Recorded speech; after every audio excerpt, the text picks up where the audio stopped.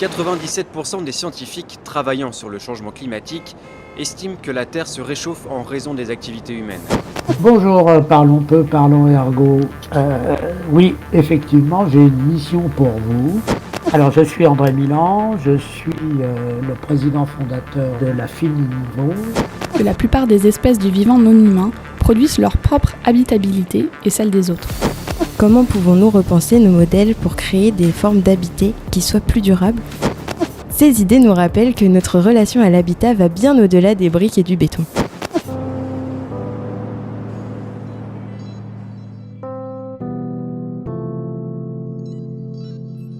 En tant que jeunes ergonomes, on a un petit faible pour parler et faire parler de problématiques et des enjeux qui touchent un métier, un milieu ou bien une classe socio-professionnelle. On va aller à la frontière qui sépare les terres et les mers de notre planète. Aujourd'hui, on se retrouve pour une mini-série de 3 épisodes qui couvriront 3 enjeux majeurs de l'impact du réchauffement climatique sur le littoral. Et vous allez voir, on a beaucoup de choses à vous dire, ce qui explique la durée exceptionnelle de cet épisode et de ce nouveau format. Auditeurs et auditrices de Parlons peu, parlons ergo, bienvenue dans ce nouvel épisode intitulé Littoral Summer. Épisode en partenariat avec la Fine Ligne Rouge et les Patriotes sur Patreon. Cet épisode est présenté par Océane Franzé, Théo Porret et Thibaut Marcoux.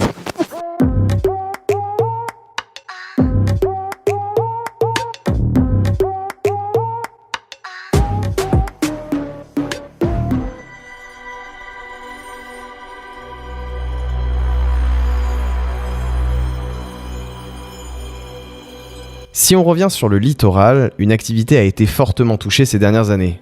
Nous parlons évidemment de la pêche. Dans la baie de Somme, la densité de poissons est estimée à 80% plus faible qu'il y a 30 ans, passant de 200 000 individus par mètre carré à 40 000 aujourd'hui, selon les chiffres de l'Institut français de recherche pour l'exploitation de la mer, l'IFREMER, convoqué par le journal Le Monde.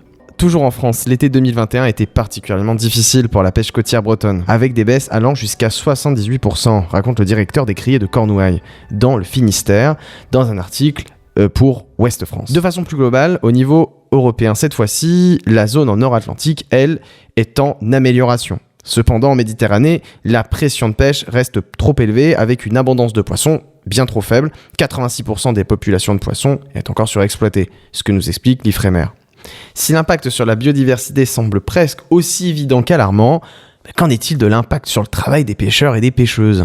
Pour mieux comprendre ce phénomène, Océane est allée à la rencontre de l'un d'entre eux et ce dernier a une activité un peu spéciale.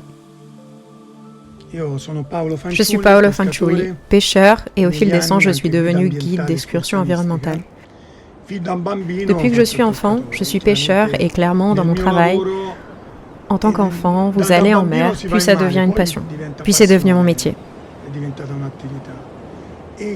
Et clairement, au fil des ans, j'ai vu la mer mourir. Mourir parce que la pêche industrielle dévastait nos côtes. Moi, je fais de la pêche artisanale. Je suis un petit pêcheur qui fait de la pêche durable avec des engins maillons fixes, des palangres, des casiers, des trémailles. Malheureusement, la pêche industrielle a dévasté nos côtes au cours des 30 dernières années. Pensez que l'Italie est un des pays qui a le plus de côtes, le plus de mers. Nous ne sommes pas de grands consommateurs de poissons, mais nous sommes de grands importateurs. Cela est dû au fait qu'il n'y a plus de poissons en Italie, à cause de la pêche illégale, que personnellement j'estime à 90% en Italie. Malheureusement, en Italie, il n'y a jamais eu de politique pour réguler la pêche, alors que la France, l'Espagne, d'autres pays ont encore du poisson. Nous n'en avons plus. Je lutte contre cette situation depuis de nombreuses années et j'ai créé une organisation à but non lucratif appelée la Casa dei Pesci, en français, la Maison des Poissons. Je m'occupe d'essayer d'arrêter les chalutiers. Le plus gros problème de cette pêche qui a dévasté toutes les prairies de Posidonie, c'est que, comme vous le savez, c'est une plante très importante parce qu'elle sauve la bande côtière de l'érosion, crée un habitat et nous donne de l'oxygène sur Terre. Parce qu'elle fournit non seulement de l'oxygène à la mer, mais la mer nous la renvoie ensuite sur Terre. La disparition de cette plante modifie également le climat, car en faisant disparaître la plante, le changement climatique est encore plus accru.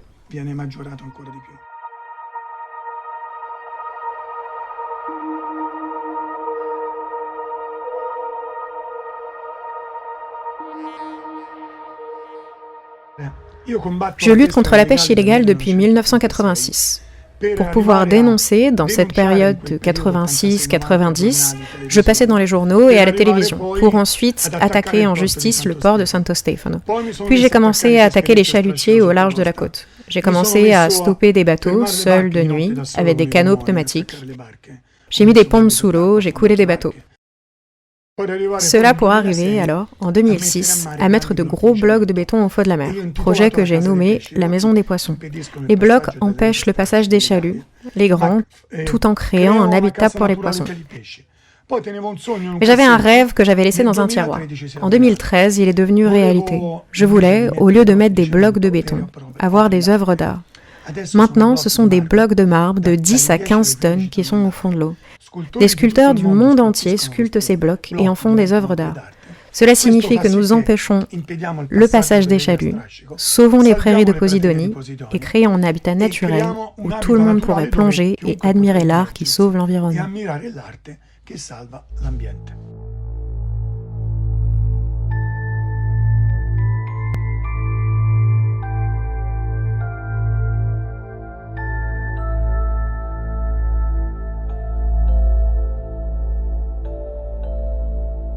En 2006, la région Toscane est l'une des premières à sensibiliser aux problématiques de la mer avec un projet interrégional avec ARPAT et les régions Ligurie, Toscane, Sardaigne et la Corse.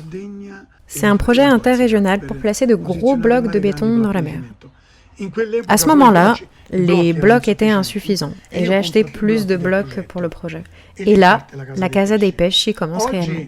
Aujourd'hui, ce ne sont plus des blocs de béton, mais des œuvres d'art. Clairement, la dépense est plus grande et pas mal de personnes nous aident d'ailleurs pour ce projet parce que nous avons besoin de beaucoup d'argent pour travailler. Aller chercher les blocs de Carrare, les descendre pour les travailler, puis les mettre à la mer. C'est bien plus cher que les blocs de béton, mais l'art sensibilise plus qu'un bloc de béton.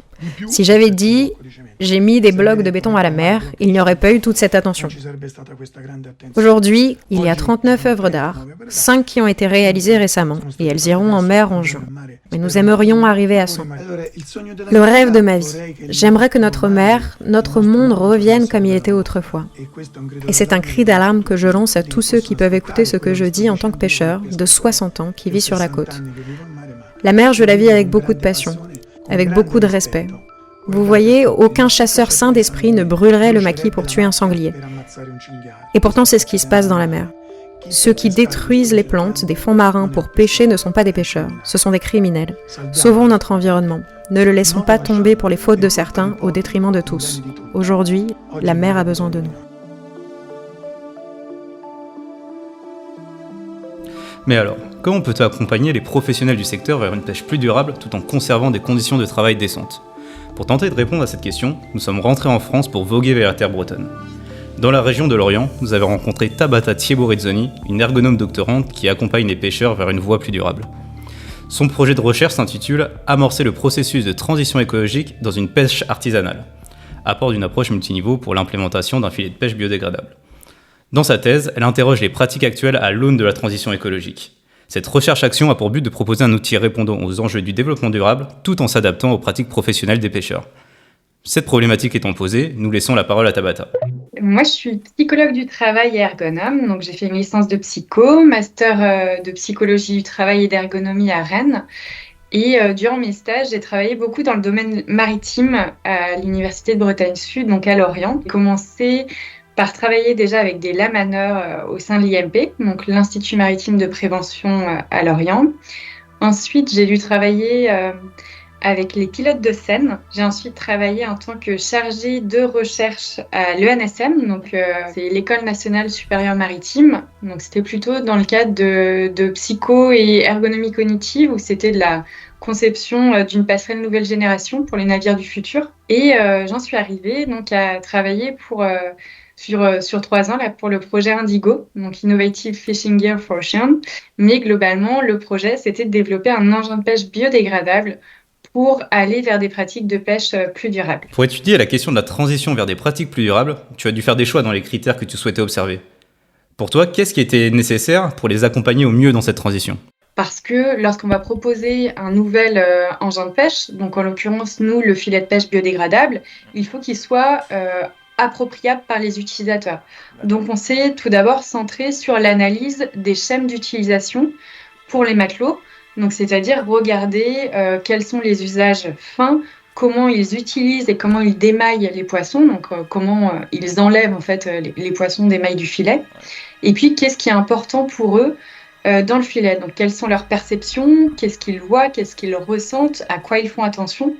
Et ça, on a pu l'interroger à la fois en analysant l'activité, en faisant des captations vidéo, mais aussi en allant faire des entretiens d'autoconfrontation explicitante, où on présentait du coup la vidéo d'une activité à un matelot, et on lui demandait de nous expliquer à quoi il faisait attention au cours de cette vidéo. Ça nous a permis de modéliser les schèmes d'utilisation qu'on a ensuite présenté au concepteur de manière à ce que la conception ne soit pas basée sur une représentation du métier, mais vraiment sur les usages réels. Donc là, tu as l'air de dire que l'ergonome agit comme un pont entre les travailleurs et les concepteurs pour que ce dernier ait une vision réelle et non stéréotypée du métier. Mais j'ai un peu de mal à comprendre. Le concepteur ne pourrait pas juste faire un filet biodégradable et le donner aux pêcheurs ? Ou alors peut-être que tu pourrais nous présenter un exemple de ce que ton intervention a pu apporter. Ce qu'il faut savoir déjà, c'est que le travail de démaillage, c'est un travail à flux tendu. C'est-à-dire que les matelots vont démailler les captures selon l'arrivage à bord du filet. Donc selon le nombre de captures, la quantité et le type de capture, le démaillage va être plus ou moins rapide. Donc plus il y a de poissons qui arrivent, plus il faut démailler rapidement.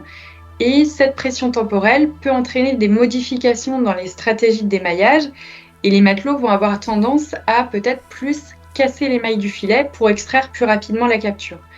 Donc lorsqu'on parle de casse du filet, ça signifie aussi que dans la conception, il faut alerter et prévenir les concepteurs sur le fait que le filet doit être cassable à la main.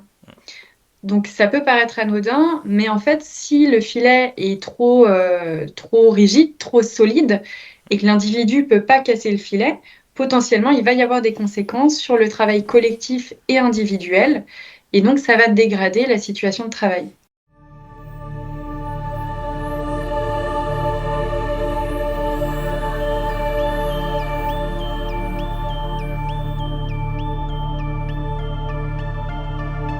Donc, en se renseignant sur les caractéristiques de travail réel, l'ergonome peut accompagner le concepteur dans le choix des matériaux. Le filet devient alors directement utilisable, ce qui facilite son utilisation par les pêcheurs. Mais plus que l'utilisation de l'outil, est-ce que tu t'es penché plus précisément sur les phénomènes de transition ? On a fait des entretiens avec des pêcheurs qui s'appellent des chroniques de changement.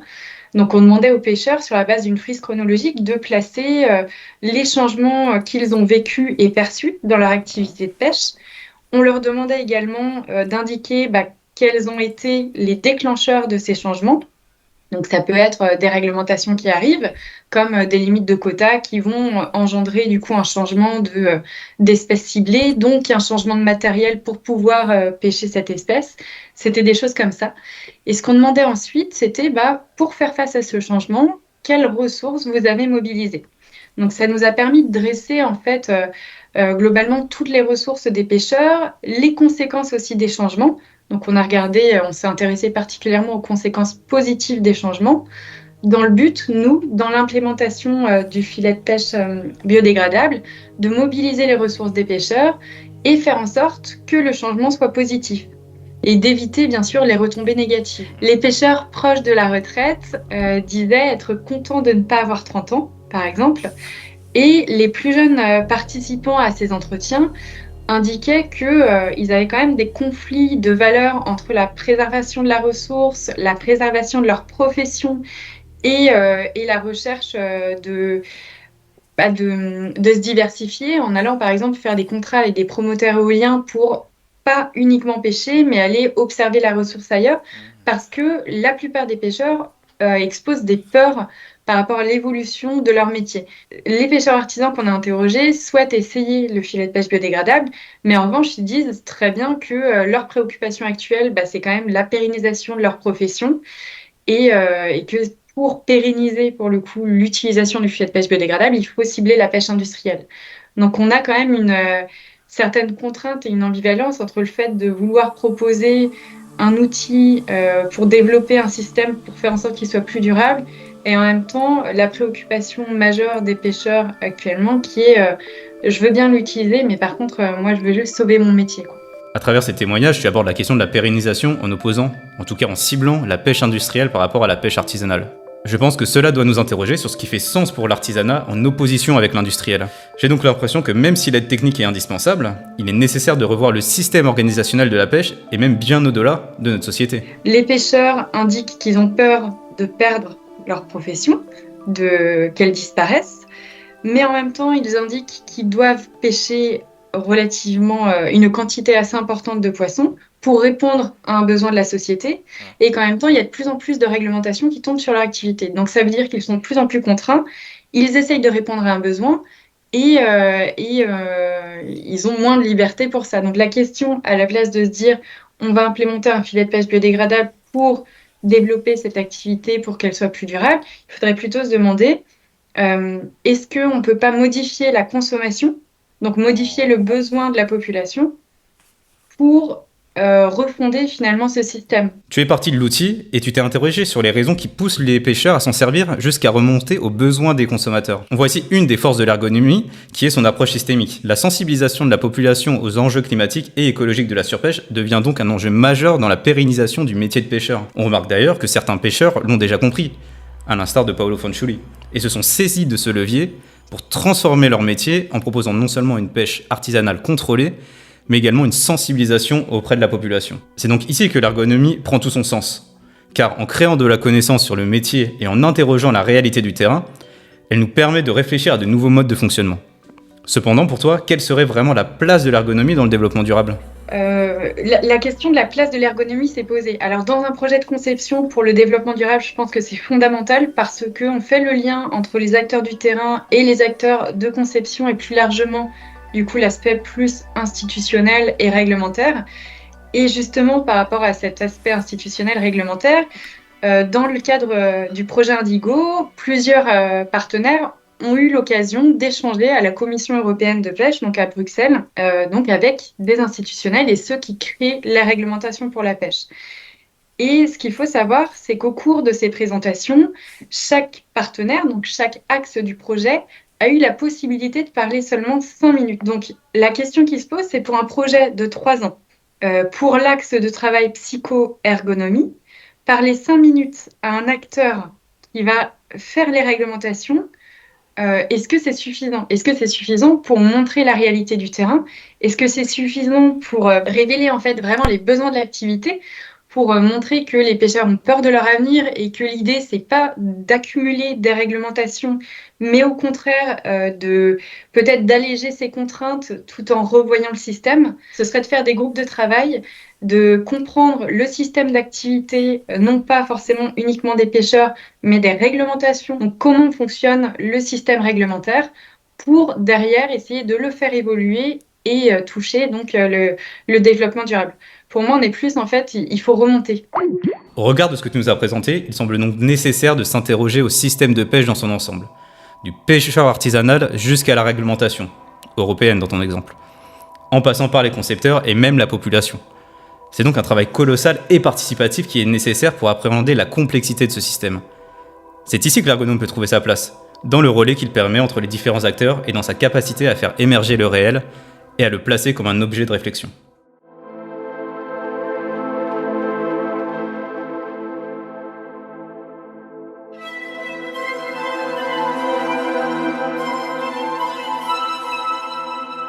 L'humain se pose ici comme un acteur qui cultive la nature, qui en a besoin, mais qui se doit aussi de préserver cet écosystème disponible. Ce grand champ maritime, pour tous, ne serait possible que si l'on se pose les bonnes questions et si on prend la bonne posture. Oui, mais alors, quelle est cette bonne posture ? En cherchant un peu sur internet des témoignages sur l'activité du littoral, nous sommes tombés sur un moment poignant, où un garde du littoral s'épanche sur le rôle de son activité, et non pas simplement en tant que garde, mais en tant qu'acteur humain au milieu de cette faune et de cette flore. Et c'est là où, au niveau donc du métier, de la fonction, j'ai un attrait, une sensibilité particulière à la transmission. Nous ne sommes pas éternels, nous sommes sur des milieux qui ont des centaines d'années, voire même des milliers d'années.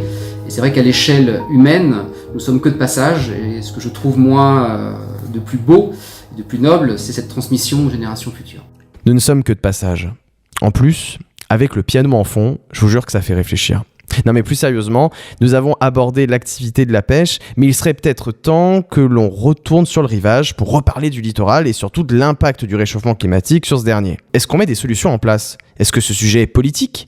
Écologique ? Les deux. Une chose est sûre, pour notre garde du littoral de Dunes des Marais du Pays Bigoudin, cela commence avant tout par de la réglementation. L'adage que l'on se fixe depuis déjà de nombreuses années, qui est de concilier la préservation du site avec l'accueil du public, peut faire l'objet d'hostilité. Je pense que l'environnement est l'affaire de tous, et pour observer, pour découvrir, pour sentir son environnement, il faut accepter quelques réglementations, quelques interdictions. Réglementer est certes une piste de solution, mais il y en a plein d'autres qu'il nous faut explorer. Alors là, je vous avoue qu'une musique avec un tas de piano derrière ne suffira pas à nous donner des réponses suffisantes. Pour ça, on doit aller du côté universitaire pour se donner un peu de matière. Donc direction l'Université de La Rochelle pour rencontrer Didier Vie, maître de conférence responsable de la filière socio-économique, environnement et gestion du littoral de La Rochelle Université. Bon, après de courtes présentations et le temps que je lui explique un peu le but du projet et sa finalité, je lui demande un peu, de manière directe et un peu naïve, concrètement, c'est quoi les impacts du réchauffement climatique sur le littoral ? Peut-être juste évoquer quelques impacts possibles et déjà en cours.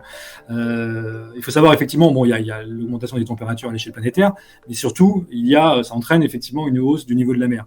Alors pourquoi ça entraîne une hausse du niveau de la mer ? D'une part parce qu'on a ce qu'on appelle un phénomène de dilatation thermique des océans. Alors plus l'océan se réchauffe, plus dilate en fait, et donc ça prend plus de place, donc du coup la mer monte. Il y a bien évidemment les effets possibles de la fonte des glaces, mais attention, la glace, si elle fond, c'est pas la glace de mer, c'est-à-dire c'est pas la banquise. Si la banquise fond, ça fait pas monter le niveau des eaux parce que c'est déjà de l'eau de mer. Donc c'est plutôt éventuellement la fonte des glaciers. Donc on sait que si un jour l'Antarctique fond, l'élévation du niveau de la mer pourrait être très importante. Et puis aussi, ce qui pose question, c'est la récurrence, la plus grande fréquence, ce qu'on appelle des événements météo marins extrêmes. C'est-à-dire c'est-à-dire les cyclones, les tempêtes, en particulier, dont les climatologues disent qu'effectivement, avec le changement climatique, c'est des phénomènes qui vont être de plus en plus fréquents et violents. Et donc, ces événements météo marins extrêmes, conjugués donc à la dilatation thermique des océans, conjugués avec la hausse du niveau de la mer en général, ça va se traduire par des risques qui vont toucher les littoraux, qui sont liés à deux aléas. L'aléa de submersion marine, c'est-à-dire quand la mer déborde après notamment une tempête. C'est ce qu'on a connu sur le littoral charentais, par exemple, en 2010, avec la tempête Xynthia, où il y a eu tout d'un coup une submersion marine, et les côtes ont été inondées. Et puis aussi, il y a le phénomène d'érosion des côtes, c'est-à-dire là, on a la mer attaque avec d'autres facteurs le trait de côte, et notamment lorsqu'il s'agit de côtes sableuses, le sable recule, et donc la dune recule, et donc on a une vulnérabilité. C'est ce qui se passe notamment sur la côte aquitaine, qui est donc une côte très sableuse. Ce qui se passe aussi dans le nord de la France, avec des côtes à falaises aussi qui reculent fortement. Le réchauffement climatique avance et le trait de côte, lui, recule. En vrai, je vous apprends rien parce que on en a déjà parlé dans les épisodes précédents de cette mini-série que je vous invite à écouter. Mais on s'éloigne de ce qu'on vous avait promis juste avant. C'est quoi des solutions concrètes ? Ok, on a bien compris les enjeux de mondialisation, la question de la pêche intensive, la pollution du littoral. Mais s'il vous plaît, est-ce qu'il y a des solutions ? Parce que oui, certes, réguler, normer, comme vu avec notre gardien de côte du littoral, est une piste, mais on peut aussi trouver d'autres formes de solutions. Du moins, je crois. Et ça, Didier Vie a peut-être un peu la réponse.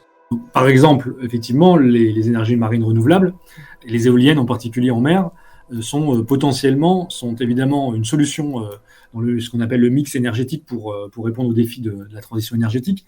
Mais en même temps, ça peut effectivement avoir des effets plus ou moins forts, plus ou moins désirés, plus ou moins souhaités par les acteurs sur les littoraux. Donc il y a effectivement, on sait que les éoliennes peuvent impacter la pêche, peuvent impacter aussi potentiellement aussi les paysages, même si elles sont souvent éloignées des côtes. Il y a en tout cas dans le discours de beaucoup d'acteurs, notamment des riverains, de dire bah oui, c'est vrai aussi à l'intérieur des terres, hein, peut-être encore pire à l'intérieur des terres.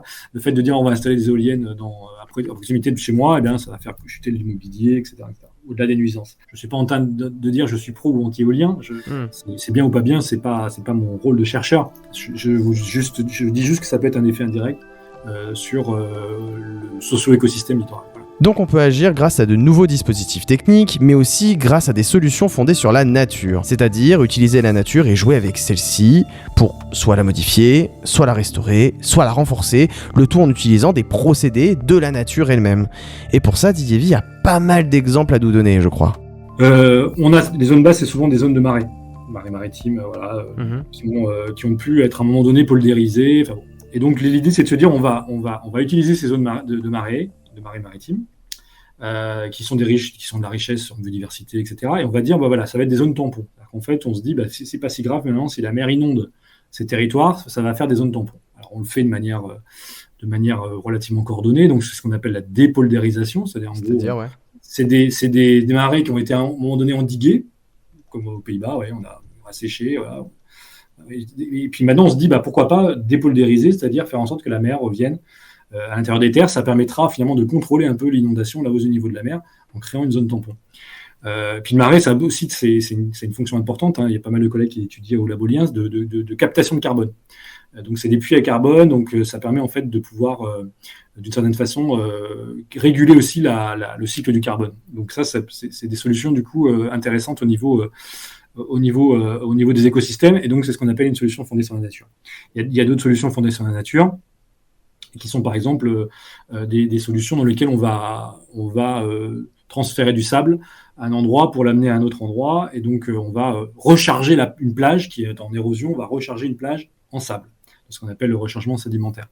Donc du coup, il y a certains littoraux qui étaient avec beaucoup d'érosion, et qui perdaient du coup la plage, qui n'avait plus de plage, parce que en fait, l'érosion était trop forte, et qui donc permet de perdre l'attractivité touristique. Eh bien, ils se sont mis à recharger leur plage, et donc ils ont regagné en attractivité touristique, et en plus ils ont protégé, parce que le matelas de sable en fait fait une sorte encore de zone tampon, et ça atténue en fait la force des vagues et la force de la houle.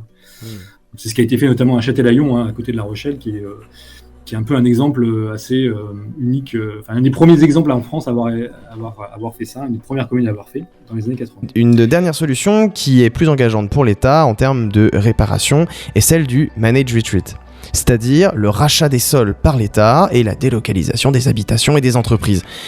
Et ça, vous pouvez l'imaginer, ça a un coût considérable. Le problème, c'est que c'est une solution compliquée à mettre en place, et cela pour plusieurs raisons. Il y a un exemple qui est assez connu, c'est que le gouvernement indonésien envisage de délocaliser sa capitale, Jakarta. Donc ça, c'est quand même quelque chose d'assez remarquable. En France, on n'en est pas là encore. On ne dit pas on va délocaliser La Rochelle ou je ne sais quelle ville littorale, Marseille, Nice. Donc, ce qui se passe aujourd'hui, c'est qu'il y a quand même un principe, c'est de dire, dans la mesure du possible, penser à horizon 2040, 2050, 2060, notamment dans des côtes qui reculent vraiment fortement, comme sur la côte aquitaine, eh bien, prévoyez déjà, anticipez les effets du changement climatique, et donc prévoyez, discutez avec vos habitants, faites des plans d'aménagement pour penser à terme le repli. Donc c'est actuellement des communes y réfléchissent, je pense à Lacanau en particulier qui est sur le littoral aquitain. Donc c'est vrai que pour l'instant il n'y a pas d'opération réelle de relocalisation, mais c'est inscrit à l'agenda, c'est inscrit dans la loi, la dernière loi, la climat et résilience, parce qu'effectivement, comme vous le disiez, se pose la question de l'acceptabilité de ces mesures. Il va falloir planifier. Et on y revient sur les thématiques qui sont chères à l'écologie, la planification écologique. Il va falloir, pour les années à venir, faire différemment. Mais surtout, il nous faut une fiche de route, là, maintenant et tout de suite. Nos littoraux chauffent, l'eau avance et l'homme, lui, recule. Sans un écho politique à ce mouvement, le chemin risque d'être un peu plus long. Donc la conscientisation du réchauffement climatique et surtout de ses effets sur notamment les espaces littoraux, elle est partagée.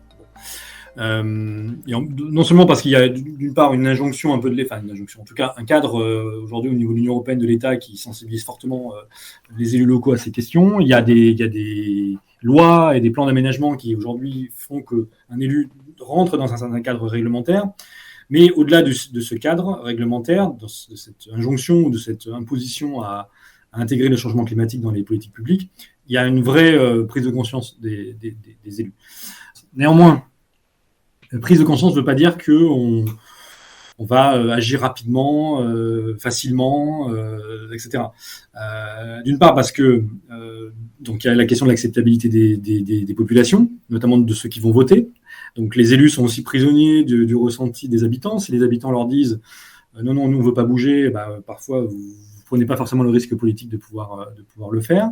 Donc ça reste un sujet qui est relativement tabou dans la relation entre l'habitant, le citoyen et l'élu. Même si les élus souhaitent le faire, que les habitants seraient prêts à le faire, il y a la question des moyens, parce que ça coûte cher, de se dire, on déconstruit, on reconstruit, et si on reconstruit où, et dans quelles conditions, il faut indemniser aussi les gens qu'on va relocaliser, quelles compensations financières, etc., etc. Donc ça coûte de l'argent.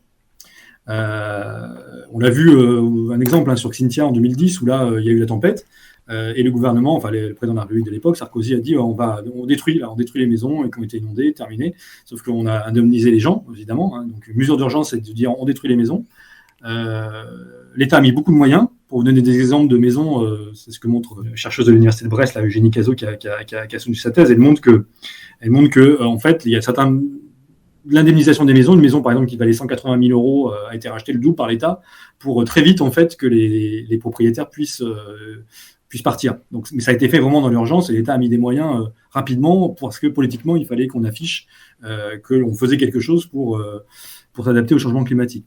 Mais ça, c'était dans l'urgence et on ne peut pas imaginer aujourd'hui que l'État mette autant de moyens pour délocaliser, parce que rien que sur le littoral aquitain, plus de 6 000 logements qui seraient menacés d'ici 2050, plus de 6 000 logements minimum d'ici 2050. Donc ça veut dire que là, donc il y a vraiment une question de comment on fait pour trouver le bon système économique pour pouvoir inciter à la relocalisation des logements. Il n'y a pas que les logements, il y a aussi toutes les activités économiques, le tourisme, la pêche, les ports, voilà. Donc c'est l'ensemble des activités économiques qu'il faudrait finalement accompagner, indemniser avec des compensations, etc., etc. Encore une fois, je ne dis pas qu'il faut tout relocaliser, l'idée c'est pas de tout relocaliser, mais à un moment donné, il faut se poser la question aussi de comment, des moyens à disposition pour le faire.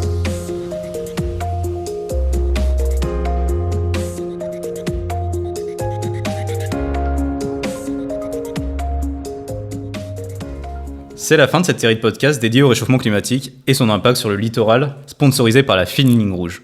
On espère que ces 3 temps de réflexion, 1. La gestion du littoral, 2. La forme de l'habité, et 3. Les métiers du littoral, vous ont plu et surtout auront su éveiller votre curiosité sur le sujet. C'est une première pour nous d'écrire à autant de mains sur un seul et même épisode. On espère que ça vous aura plu et que vous continuerez à nous accompagner tout au long de cette aventure. Pour continuer à suivre Parlons peu, parlons argot, n'oubliez pas de vous abonner sur les plateformes de diffusion et de nous suivre sur nos réseaux sociaux, LinkedIn et Instagram. Si vous souhaitez nous soutenir, vous pouvez nous aider en contribuant sur notre Patreon, notre plateforme de financement participatif. Et sinon, on se retrouve tous les 2e mardis du mois pour un nouvel épisode.